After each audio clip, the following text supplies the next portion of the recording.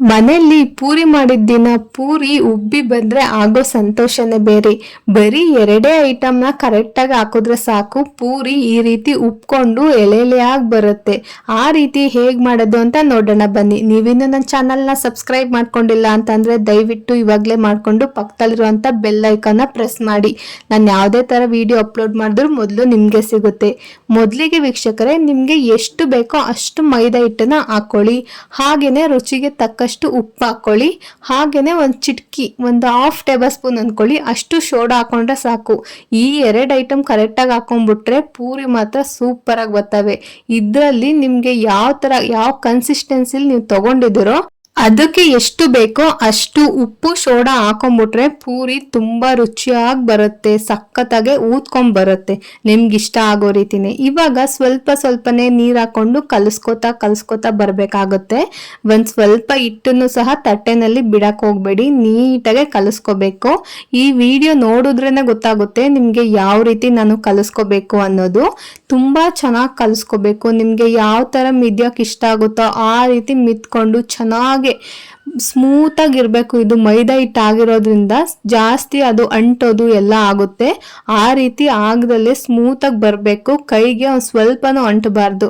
ಆ ರೀತಿ ನೀವು ಕಲಿಸ್ಕೋಬೇಕಾಗುತ್ತೆ. ನೋಡಿ, ನಾನು ಸ್ವಲ್ಪನೇ ನೀರು ಹಾಕೊಂಡು ನೀಟಾಗಿ ಕಲಿಸ್ಕೋತಾ ಇದ್ದೀನಿ. ಇವಾಗ ಒಂದ್ ಸ್ವಲ್ಪ ಹಿಟ್ಟನ್ನು ಸಹ ಬಿಡೋದಕ್ಕೆ ಹೋಗ್ಬಿಡಿ. ಈ ವಿಡಿಯೋನಲ್ಲಿ ನಾನು ತೋರಿಸ್ಕೊಟ್ಟಿರೋಂಥ ಪ್ರೋಸೆಸ್ ಅಲ್ಲಿ ನಾನು ಹೇಳ್ಕೊಟ್ಟಿರೋಂಥ ಟಿಪ್ಸ್ಗಳನ್ನ ಫಾಲೋ ಮಾಡಿದ್ರೆ ಸಾಕು, ಪೂರಿ ತುಂಬಾ ರುಚಿಯಾಗಿ ಉಬ್ಬಿ ಬರುತ್ತೆ. ನೀವು ಯಾವುದೇ ಕಾರಣಕ್ಕೂ ಸ್ಕಿಪ್ ಮಾಡೋದಾಗ್ಲಿ ಯಾವುದೇ ತರ ಮಾಡೋದಕ್ಕೆ ಹೋಗ್ಬೇಡಿ. ನೀಟಾಗಿ ಫುಲ್ ವಿಡಿಯೋ ನೋಡಿ, ತುಂಬಾ ರುಚಿಯಾಗಿ ಬರುತ್ತೆ. ನೀವು ಸಹ ತುಂಬಾ ಚೆನ್ನಾಗಿ ಕಲಿತೀರಾ. ನೀವು ಎಷ್ಟು ಸಲ ಪೂರಿ ಮಾಡಿದ್ರು ಕೆಟ್ಟೋಗೋಕ್ಕೆ ಚಾನ್ಸೇ ಇರೋದಿಲ್ಲ, ಅಷ್ಟು ರುಚಿಯಾಗಿ ಟೇಸ್ಟಿಯಾಗಿ ಬರುತ್ತೆ ಮಾತ್ರ. ನೋಡಿ, ಇವಾಗ ಪೂರಿ ಫುಲ್ಲು ಕಲಿಸ್ಕೊಂಡಿದ್ದಾಗಿದೆ. ಇವಾಗ ನಾವು ನಾದ್ಕೋಬೇಕಾಗತ್ತೆ. ಚೆನ್ನಾಗಿ ಮಿತ್ಕೊಳ್ಳಿ, ನಿಮ್ಗೆ ಯಾವ ರೀತಿ ಬೇಕೋ ಆ ರೀತಿ ಮಿತ್ಕೊಳ್ಳಿ. ನಾನೇ ಇಲ್ಲಿ ಒಂದು 5-6 ಸಲ ಯಾವ್ಯಾವ ಥರ ಮಿದಿಯೋದು ಅಂತ ತೋರಿಸಿರ್ತೀನಿ. ನೀಟಾಗಿ ಒಂದು ಸ್ವಲ್ಪನೂ ಹಿಟ್ಟನ್ನು ಸಹ ಬಿಡಬೇಡಿ, ನೀಟಾಗಿ ಕಲಿಸ್ಕೊಂಡು ಒಂದು ಸ್ವಲ್ಪ ಲಾಸ್ಟಿಗೆ ಎಣ್ಣೆ ಕೈ ಮಾಡ್ಕೊಬಿಟ್ಟು ಇನ್ನೂ ಮಿತ್ಕೊಳ್ಳಿ, ಇನ್ನೂ ಸಾಫ್ಟ್ ಆಗುತ್ತೆ. ಇದನ್ನ ಒಂದು 10-15 ನಿಮಿಷ ನೀವು ನೆನೆಸಿಕ್ಬಿಟ್ರೆ ಸಾಕು, ತುಂಬಾ ಚೆನ್ನಾಗಿ ರುಚಿಯಾಗೆ ಬರುತ್ತೆ.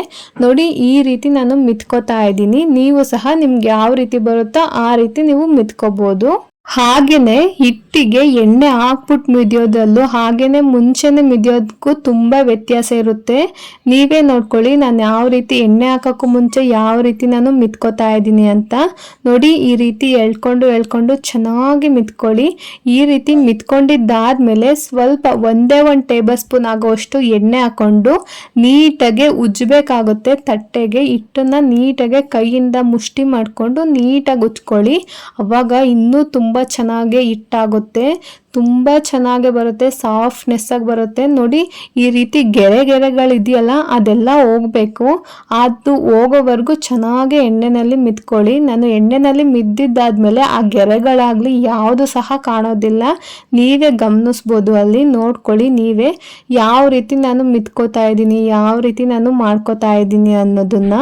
ಇದೇನಿದು ಕಲ್ಸೋದನ್ನ ಇಷ್ಟೊಂದು ಲೆಂತಿ ವಿಡಿಯೋ ಮಾಡ್ತಿದಾರಲ್ಲ ಅಂತ ಅನ್ಕೋಬೇಡಿ, ನೀಟಾಗೆ ನೋಡ್ಕೊಳ್ಳಿ, ತುಂಬಾ ಚೆನ್ನಾಗಿ ಬರುತ್ತೆ. ಬರಲ್ಲ ಅನ್ನೋರು ಸಹ ಇರ್ತಾರೆ, ಅದಕ್ಕೋಸ್ಕರ ಈ ರೀತಿ ನಾನು ಹೇಳ್ಕೊಡ್ತೀನಿ. ನೋಡ್ಕೊಂಡು ಕಲಿಯೋರು ತುಂಬಾ ಜನ ಇದ್ದಾರೆ, ಅವರಿಗೋಸ್ಕರ ಈ ವಿಡಿಯೋ ಮಾಡ್ತಾ ಇರೋದು. ನನಗೆ ಚೆನ್ನಾಗಿ ಮಾಡಕ್ ಬರುತ್ತೆ, ಈ ರೀತಿ ಮಿದಿಯೋದೆಲ್ಲ ನನಗೆ ಗೊತ್ತು ಅಂತ ಅನ್ನೋರು ನೀವು ಸ್ಕಿಪ್ ಮಾಡ್ಕೊಂಡು ಯಾವ ರೀತಿ ಮಾಡಿದೀನಿ ಅಂತ ನೋಡ್ಕೋಬಹುದು. ಬರ್ದಿಲ್ದವ್ರು ಇರ್ತಾರಲ್ಲ ಅವರಿಗೋಸ್ಕರ ನಾನು ಈ ರೀತಿ ನಾನು ಹೇಳ್ಕೊಡ್ತಾ ಇರೋದು. ತುಂಬಾ ಸ್ಟಾರ್ಟಿಂಗ್ ಇಂದ ಕಲಿತಾ ಇರ್ತಾರೆ ಅಡುಗೆನ, ಅವರಿಗೆ ಹೆಲ್ಪ್ ಆಗ್ಲಿ ಅನ್ನೋ ಕಾರಣಕ್ಕೆ ನಾನು ಈ ವಿಡಿಯೋನ ಒಂದು ಪಾಯಿಂಟ್ ಸಹ ಮಿಸ್ ಮಾಡ್ದಂಗೆ ನಾನು ಹೇಳ್ಕೊಡ್ತಾ ಇದ್ದೀನಿ. ಅದು ಸ್ವಲ್ಪ ಉಪ್ಪು ಜಾಸ್ತಿ ಹಾಕೋದಾಗಿರ್ಲಿ, ಉಪ್ಪು ಕಮ್ಮಿ ಹಾಕೋದಾಗಿರ್ಲಿ ತುಂಬಾ ವ್ಯತ್ಯಾಸ ಆಗ್ತಾ ಇರುತ್ತೆ. ಅದಕ್ಕೋಸ್ಕರ ಈ ರೀತಿ ನಾನು ವಿಡಿಯೋ ಮಾಡಿ ಹಾಕೋದು. ನೋಡಿ, ಇವಾಗ ಕಂಪ್ಲೀಟ್ ಆಗಿ ಆಯ್ತು ಕಲ್ಸಿದ್ದು. ಎಷ್ಟು ಚೆನ್ನಾಗಿ ಬಂದಿದೆ ನೋಡಿ, ಸಾಫ್ಟ್ ಆಗಿ ಬಂದಿದೆ. ಯಾವುದೇ ತರ ಗೆರೆಗಳು ಹಿಟ್ಟಿನ ಮೇಲಿಲ್ಲ, ಆ ರೀತಿ ಗೆರೆಗಳು ಬರಬಾರ್ದು, ಆ ರೀತಿ ನಾವು ನೋಡ್ಕೋಬೇಕಾಗುತ್ತೆ. ಇವಾಗ ಒಂದು 1/4 ಗಂಟೆವರೆಗೂ ಚೆನ್ನಾಗಿ ನೆನ್ಕೊಳ್ಳೋದಕ್ಕೆ ಇಟ್ಬಿಡೋಣ. 1/4 ಗಂಟೆ ಆದಮೇಲೆ ತೆಗೆದ್ರೆ ನೋಡಿ ಎಷ್ಟು ಚೆನ್ನಾಗಿ ಊದ್ಕೊಂಡಿರುತ್ತೆ. ಸ್ವಲ್ಪ ಇನ್ನೂ ಒಂದು ಅರ್ಧ ಗಂಟೆ 1 ಗಂಟೆ ನೀವು ಬಿಡ್ತೀರಾ ಅನ್ನೋದಾದರೆ ಇನ್ನೂ ಚೆನ್ನಾಗಾಗಿರುತ್ತೆ. ಇವಾಗ ಒಂದ್ಸಲ ಚೆನ್ನಾಗಿ ಕಲಿಸ್ಕೊಂಬಿಡಿ. ಕಲಿಸ್ಕೊಂಡಿದ್ದಾದ್ಮೇಲೆ ನಿಮಗೆ ಯಾವ ಸೈಜಿಗೆ ಬೇಕೋ ಆ ಸೈಜಿಗೆ ಉಂಡೆ ಮಾಡ್ಕೋಬೋದು. ನಾನು ಮಾಡ್ಕೊಳ್ಳೋ ಸೈಜಲ್ಲಿ ಕರೆಕ್ಟಾಗಿ ಮಾಡ್ಕೊಳ್ಳಿ. ಆ ರೀತಿ ಮಾಡಿಕೊಂಡ್ರೆ ಉಬ್ಬಿ ಬರುತ್ತೆ, ಅಗ್ಲವಾಗೂ ಇರುತ್ತೆ, ತುಂಬ ಚೆನ್ನಾಗಿರುತ್ತೆ. ಒಂದು 3 ಪೂರಿ ತಿಂದರೂ ಸಾಕು, ಹೊಟ್ಟೆ ತುಂಬೋಗುತ್ತೆ, ಅಷ್ಟಾಗುತ್ತೆ. ನೋಡಿ ಯಾವ ಸೈಜಲ್ಲಿ ನಾನು ಮಾಡ್ಕೋತಾ ಇದ್ದೀನಿ ಅಂದರೆ ಮೀಡಿಯಮ್ ಸೈಜು, ಜಾಸ್ತಿ ಸಣ್ಣಗೂ ಮಾಡ್ಕೋತಾ ಇಲ್ಲ, ಜಾಸ್ತಿ ದಪ್ಪಗೂ ಮಾಡ್ಕೋತಿಲ್ಲ. ಚಪಾತಿ ನಾವು ಎಷ್ಟು ತಗೋತೀವಿ ನೋಡಿ, ದಪ್ಪ ತಗೋತೀವಲ್ಲ ಅದರಲ್ಲಿ ಅರ್ಧ ನಾನು ತಗೋತಾ ಇದ್ದೀನಿ. ಹೀಗೇ ಎಲ್ಲದೂ ಸಹ ಉಂಡೆ ಮಾಡಿ ಎತ್ತಿಕೋತಾ ಇದ್ದೀನಿ. ಮೊದಲಿಗೆ ಈ ರೀತಿ ಉಂಡೆ ಮಾಡ್ಕೊಬಿಡಿ, ಆಮೇಲೆ ಕಿತ್ಕೊಂಡು ಹರ್ಕೊಳ್ಳೋದಕ್ಕೆ ಆಗೋದಿಲ್ಲ. ಇವಾಗ ಹರ್ಕೊಂಡು ಬೇಯಿಸ್ಕೊಳ್ಳೋದಕ್ಕೆ ಸರಿ ಆಗುತ್ತೆ. ಇವಾಗ ಚಪಾತಿ ಹೊಸಿಯುವಂತ ಮಣೆನ ತಗೊಂಡಿದ್ದೀನಿ. ಅದ್ರ ಮೇಲೆ ಸ್ವಲ್ಪ ಮೈದಾ ಹಿಟ್ಟನ್ನ ಹಾಕೊಂಡು ಒಂದು ಉಂಡೆ ಇಟ್ಕೊಂಡು ಹರ್ಕೋಬೇಕಾಗುತ್ತೆ. ನಾನು ಯಾವ ಸೈಜಲ್ಲಿ ಹರ್ಕೋತೀನಿ ಅದೇ ರೀತಿ ನೀವು ಹರ್ಕೊಳ್ಳಿ. ಅಷ್ಟೇ ದಪ್ಪನೇ ಸಹ ಅಷ್ಟೇ ಇರಬೇಕಾಗುತ್ತೆ. ಇನ್ನು ತೆಳ್ಳಗೇನಾರ ನೀವು ಹರ್ಕೊಬಿಟ್ರೆ ಅದು ಊದ್ಕೊಳ್ಳೋದಿಲ್ಲ, ಹಾಗೆ ರೋಸ್ಟ್ ಆಗಿ ಬರುತ್ತೆ. ನೋಡಿ ನಾನು ಈ ಸೈಜಲ್ಲಿ ಇಷ್ಟು ದಪ್ಪನಾಗಿ ಹರ್ಕೋತಾ ಇದ್ದೀನಿ. ಜಾಸ್ತಿ ತೆಳ್ಳಗೂ ಹರ್ಕೋಬೇಡಿ, ಜಾಸ್ತಿ ದಪ್ಪನೂ ಹರ್ಕೋಬೇಡಿ. ನೋಡಿ ಈ ರೀತಿ ಇಷ್ಟು ಅಗಲ ಇಷ್ಟು ದಪ್ಪ ಸಾಕಾಗುತ್ತೆ. ಈ ರೀತಿ ಹರ್ಕೊಂಡ್ರೆ ಉಬ್ಬಿ ಬರುತ್ತೆ, ಚೆನ್ನಾಗಿ ಬರುತ್ತೆ, ಸಾಫ್ಟ್ ಆಗಿರುತ್ತೆ. ನೀವೇನಾದ್ರೂ ದಪ್ಪ ಹರ್ಕೊಂಡ್ರಿ ಅಂತ ಅಂದ್ರೆ ಅದು ತುಂಬಾ ದಪ್ಪ ಆಗೋಗುತ್ತೆ, ಹೆವಿ ಪೂರಿ ಆಗುತ್ತೆ, ಅದು ಊದ್ಕೊಳ್ಳೋದು ಇಲ್ಲ, ಹಾಗೇನೆ ಕ್ರಿಸ್ಪಿಯಾಗೂ ಬರೋದಿಲ್ಲ. ಇದೇ ಸೈಜಲ್ಲಿ ಇದೇ ತರನೇ ಎಲ್ಲಾ ಪೂರಿನೂ ಸಹ ನಾನು ಹರ್ಕೊಂಡು ಒಂದು ತಟ್ಟೆಗೆ ಹಾಕೊಂಡು ಇಟ್ಕೋತೀನಿ. ಆಮೇಲೆ ಒಂದೇ ಸಲ ತೇಲ್ಸ್ಕೊಳ್ಳೋದಿಕ್ಕೆ ಸರಿ ಆಗುತ್ತೆ. ನೋಡಿ ಪೂರಿ ಎಲ್ಲ ಹರ್ಕೊಂಡಿದ್ದಾಗಿದೆ. ಇವಾಗ ತೇಲಿಸ್ಕೊಳ್ಳೋಣ ಬನ್ನಿ. ತೇಲಿಸ್ಕೊಳ್ಳೋದು ಸಹ ಹೇಳ್ಕೊಡ್ತೀನಿ, ಯಾವ ರೀತಿ ತೇಲಿಸ್ಕೋಬೇಕು, ಎಷ್ಟು ಎಣ್ಣೆ ಕಾದಿರ್ಬೇಕು ಅನ್ನೋದನ್ನು. ಇವಾಗ ನಾನು ಗ್ಯಾಸ್ ಮೇಲೆ ಬಾಣಲಿ ಇಟ್ಕೊಂಡಿದ್ದೀನಿ. ಒಂದು 1/4 ಲೀಟರ್ ಆಗೋಷ್ಟು ಆಯಿಲ್ನ ಹಾಕೊಂಡಿದ್ದೀನಿ. ಇದು ಕಾಯಬೇಕು. ಯಾವ ರೀತಿ ಕಾಯಬೇಕು ಅಂದ್ರೆ ಒಂದು ಉಂಡೆ ಹಿಟ್ಟನ್ನು ತಗೊಂಡು ಎಣ್ಣೆ ಒಳಕ್ಕೆ ಹಾಕೊಳ್ಳಿ.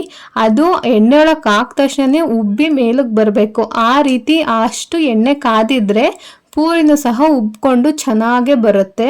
ನೋಡಿ ಈ ರೀತಿ ಚೆಕ್ ಮಾಡಿ ಪೂರಿ ಹಾಕೋದ್ರಿಂದ ಯಾವುದೇ ತರ ಸೀದೋಗೋದಿಲ್ಲ. ಹೈ ಫ್ಲೇಮಲ್ಲಿ ಇಟ್ಕೊಂಡು ಇಲ್ಲ ಲೋ ಫ್ಲೇಮಲ್ಲಿ ಇಟ್ಕೊಂಡು ಮಾಡೋ ಅಗತ್ಯನೂ ಇರೋದಿಲ್ಲ. ಇವಾಗ ನಾನು ಪೂರಿನ ಹಾಕೋತಾ ಇದ್ದೀನಿ. ಪೂರಿನೂ ಅಷ್ಟೇ, ಮೊದಲನೇ ಪೂರಿ ನಾನು ಹಾಕಿರೋದು ಎಷ್ಟು ಚೆನ್ನಾಗಿ ಉಬ್ಕೊಂಡು ಬರುತ್ತೆ ಅಂತ ನೀವೇ ನೋಡ್ಬೋದು. ಇನ್ನು 2ನೇ ಪೂರಿ ಇನ್ನೂ ತುಂಬ ಚೆನ್ನಾಗಿ ಬರುತ್ತೆ, ಅದು ಈ ಮೀಡಿಯಮ್ ಆಗಿ ಚೆನ್ನಾಗಿ ಕಾದಿರುತ್ತೆ. ನೋಡಿ ಈ ರೀತಿ ಒಂದು ಸೆಕೆಂಡ್ಗೆ ಪೂರಿ ಮಾಡ್ಬೋದು, ಅಷ್ಟು ಬೇಗ ಆಗೋಗುತ್ತೆ, ತುಂಬ ಈಸಿ ಆಗಿರುತ್ತೆ. ಈ ರೀತಿ ಒಮ್ಮೆ ಟ್ರೈ ಮಾಡಿ ನೋಡಿ. ಇವಾಗ ನಾನು 2ನೇ ಪೂರಿ ಹಾಕೋತಾ ಇದ್ದೀನಿ. ಅದು ತುಂಬ ಚೆನ್ನಾಗಿ ಬರುತ್ತೆ, 100% ಊದ್ಕೊಂಡ್ ಬರುತ್ತೆ, ಅಷ್ಟು ಚೆನ್ನಾಗಿ ಬಂದಿರುತ್ತೆ. ನೋಡಿ ನೀವೇ ನೋಡ್ತಿರ್ಬೋದು, ಅಷ್ಟು ಗರ್ಗರೆಯಾಗಿ. ಪೂರಿ ಬೇಯಿಸೋದು ಅಷ್ಟೇ, ನೀವು ತುಂಬ ಕ್ರಿಸ್ಪಿಯಾಗಿ ಬೇಯಿಸೋದಕ್ಕೆ ಹೋಗಬೇಡಿ, ತುಂಬ ಬೇಯಿಸೇ ಇಲ್ಲ ಅನ್ನೋ ಥರನೂ ಬೇಯಿಸ್ಕೋಬೇಡಿ. ಈ ರೀತಿ ಬೇಯಿಸ್ಕೋಬೇಕಾಗುತ್ತೆ. ನೀವು ನೋಡ್ತಿರ್ಬೋದು ಎಣ್ಣೆನೂ ಸಹ ಎಷ್ಟು ಹೀರ್ಕೊಂಡೇ ಇಲ್ಲ ಎಣ್ಣೆ, ಅಷ್ಟು ಚೆನ್ನಾಗಿ ಬಂದಿದೆ ಪೂರಿ. ನೋಡಿ ಈ ರೀತಿ ಮನೆಯಲ್ಲಿ ಪೂರಿ ಮಾಡಿಕೊಟ್ರೆ ಖುಷಿ ಪಡ್ಕೊಂಡು ತಿಂತಾರೆ, ಅಷ್ಟು ಸಖತ್ತಾಗಿ ಬರ್ತವೆ. ಟೇಸ್ಟ್ ಮಾತ್ರ ಹೇಳೋದು ಬೇಡ, 100% ತುಂಬ ಚೆನ್ನಾಗಿ ಬರುತ್ತೆ. ಇದೇ ರೀತಿ ನಿಮ್ಮ ಮನೆಯಲ್ಲಿ ಟ್ರೈ ಮಾಡಿ ನೋಡಿ, ಹೇಗೆ ಬಂತು ಅಂತ ಕಮೆಂಟಲ್ಲಿ ತಿಳಿಸಿ. ಈ ವಿಡಿಯೋ ನಿಮ್ಗೆ ಇಷ್ಟ ಆಯ್ತು ಅಂದರೆ ಲೈಕ್ ಮಾಡಿ, ಶೇರ್ ಮಾಡಿ, ನನ್ನ ಚಾನಲ್ನ ಸಬ್ಸ್ಕ್ರೈಬ್ ಮಾಡ್ಕೊಳ್ಳೋದಂತೂ ಮರಿಬೇಡಿ. ಇದೇ ಥರ ಈಸಿ ರೆಸಿಪೀಸ್ಗಳಿಗೆ ನನ್ನ ಚಾನಲ್ನ ಫಾಲೋ ಮಾಡ್ತಾ ಇರಿ. Thank you.